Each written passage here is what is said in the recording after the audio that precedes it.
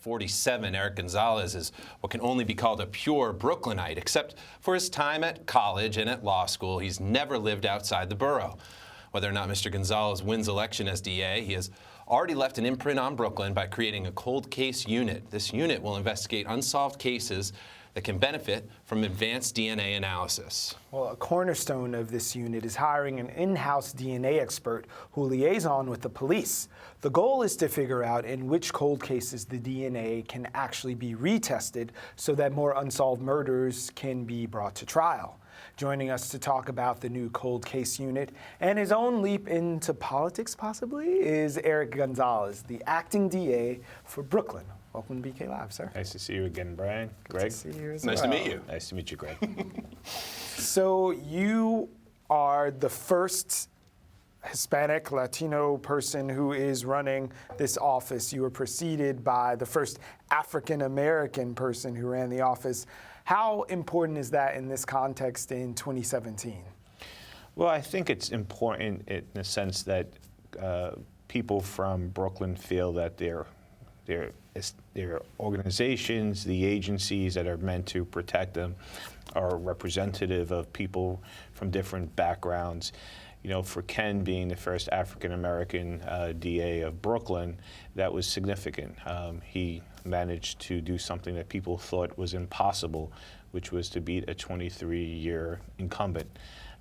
Ken promoted me. I had many years of experience as a prosecutor, and I think that people feel happy that people like myself who were born and living in Brooklyn, raising my family in Brooklyn, are in charge of the office. Now, you had a 22-year career, a storied career in the DA's office, but you were kind of thrust into this acting DA role, you know, just in October. What, if anything, have you learned about the nature of that role and politics as you've taken on that new position? Well, I've done every job in that office. I came in as a line prosecutor in 1995, and I worked my way up the ranks. When Ken promoted me initially, he promoted me to his counsel, and so I worked on various initiatives, the Conviction Review Unit, which is sort of the gold standard, the model for the country. We have vacated 22 wrongful convictions. I also worked on the marijuana reform, and been working very diligently on vacating the summons warrants.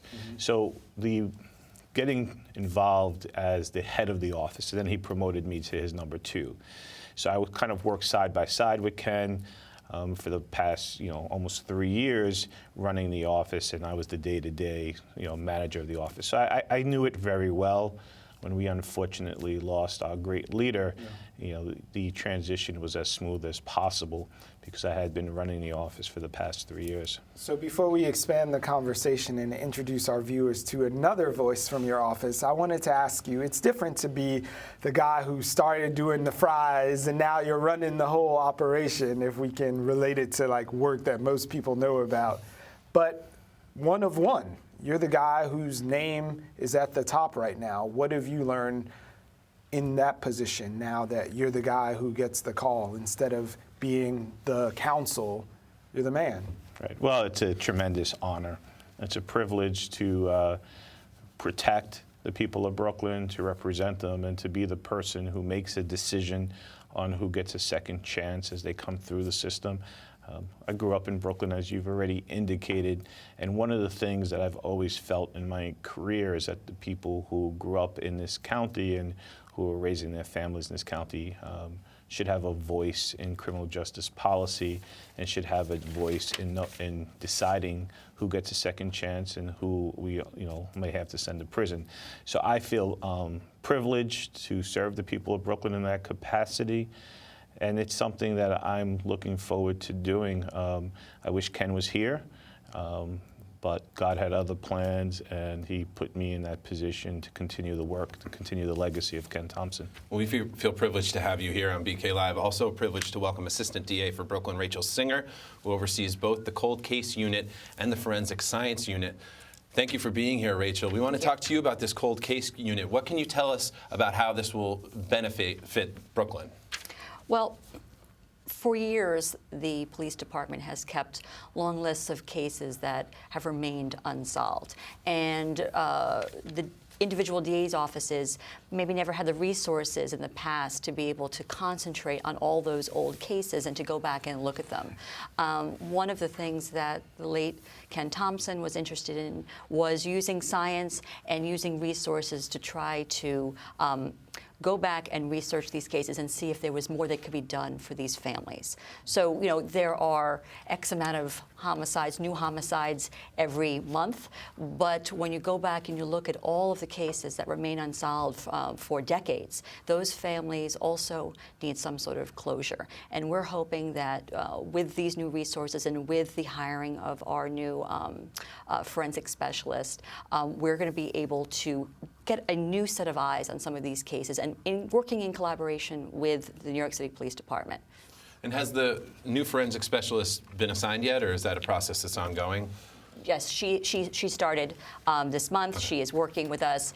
In fact, one of our goals was to bring her on board and to work both with me and obviously the entire executive staff to bring enhanced training for all the assistants in the office. And in fact, even this week she just started, but we're going to be having a training for a large portion of our felony trial assistants so that they can get up to speed on all the changes that have gone on with our local laboratory in New York City. Cool. Congratulations. You're doing a better job than our president in getting that office up and running. But just a question about the legacy of D.A. Thompson. One of the things that he ran in a very competitive race on was about sort of filling these gaps of trust and credibility that a lot of people in the general public have with law and order. So I wondered how you think this new office will go to sort of healing some of those rifts. It's a great question. And when a crime is committed, especially a crime of this magnitude, where you take a person's life, on a lot of these homicide cases that we'll be examining, there's a whole host of people who are hurt by that, family members, friends, neighbors, and when the case goes unsolved, there's a sense that the criminal justice system has absolutely failed them. And, you know, years go by, and nothing happens. And you think that the police department or the local prosecutors really don't care about you or your family. And that sort of creates distrust, it creates resentment. And, you know, we created this, and I wanted to put this cold case unit together because we've had, in the last 7 months, we've been able to go back and solve 3 homicides that are over a decade old. And Rachel, for many months, was talking to me about another case from 1993 where there was a baby who was just a newborn who had been strangled, and no one was ever held accountable. So there's no one speaking up for that young baby, and so it's incumbent on us as prosecutors and the police department to be the voice of some of these victims who will never see justice otherwise. And that's how I think this will help create fairness and hold people accountable for their actions. And curious, one more question about the untimely passing of D.A. Thompson. How do you balance the new position you were given, this role you were thrusted into, versus helping people mourn and dealing with the loss of your own friend in just the past few months?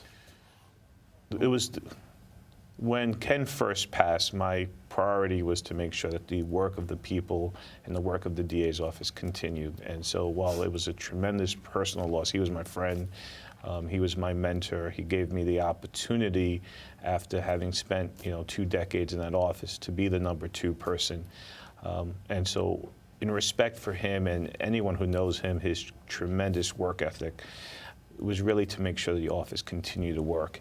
And so when he passed, October, we made sure that the work continued and that we didn't miss a beat. And that was really done as a tribute to him. Just last week, we took down the biggest gun trafficking case in Brooklyn's history, indicted 24 people. What's outrageous about that case is that 22 of those people lived in Virginia. 1 man lived in Washington, D.C. There was only 1 person in Brooklyn, but they were responsible. This crew was responsible for bringing in over 200 guns, 41 which were assault weapons. And really the type of cases, gun violence was Ken's big priority. It's my big priority. And so that's how we continue that legacy, is by continuing to do that great work that we started under his leadership. And, you know, I just wanted to editorialize a little bit. Congratulations to you, not only on that gun bust last week, but doing a great job balancing all those things, and all in the memory of your good friend Ken. Sorry, Brian, go ahead. No, I'm just on the theme of the work. I think in Brooklyn we are used to hearing pioneering ... in front of things that come out of the DA's office. So I wonder about the balance. And you, Rachel, like looking at this new unit, and it's not something that people associate with a prosecutor's office. When we hear cold cases, like I got my law education watching Law and Order. And these people, when we talk about cold cases, that's a police thing. That's not something that we hear. So I wonder about this innovation and moving forward and pushing the bar from the standpoint of a prosecutor's office. People across the country aren't doing things that we're seeing coming out of Brooklyn. Right. We are, I think, a national model for what a prosecutor's office should be. We're a progressive office, and so we're doing something which I've called the Brooklyn Miracle, which is we've lowered the number of arrests that we've been prosecuting, but while continuing to make Brooklyn the safest large city in America. You know, we've had a remarkable year in working in partnership with our police department, you know, reducing gun violence, and we had a few number of 127 homicides, which were 15 fewer than the year prior, but our shootings were down, our robberies and assaults. All of the violent crime indicators were down, and we're doing that while having less people put through the criminal justice system. So I think, you know, we can show that we can do both. You can have a fair criminal justice system, and yet one that is keeping people safe. And that really is the legacy of what Ken Thompson started, and I'm continuing in Brooklyn. So I'm interested in finding out what you tell people who are just lay persons about what it is that you do and how it fits into the mission of the office. Well, the cold case unit developed, and it was an idea that the late DA had, but it's something that we thought was incredibly important, like I said before, in collaboration with the police department. So I agree with you that historically the police department would work on these cases and then sort of show up at our doorstep and say, you know, any interest?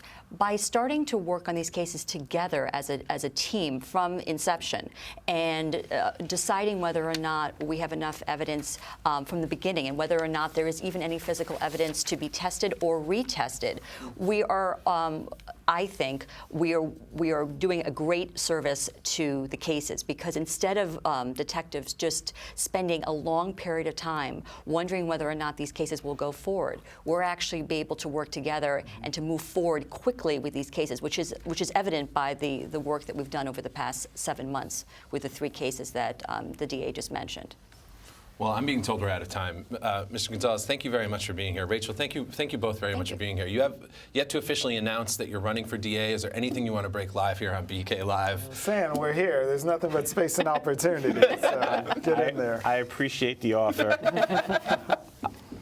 I'm very committed to continuing doing the great work of the DA's office and leading that agency.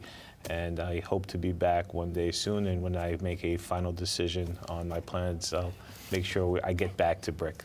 So. Thank you very much. Rachel, are we going to be able to vote for this guy anytime soon? I certainly hope so.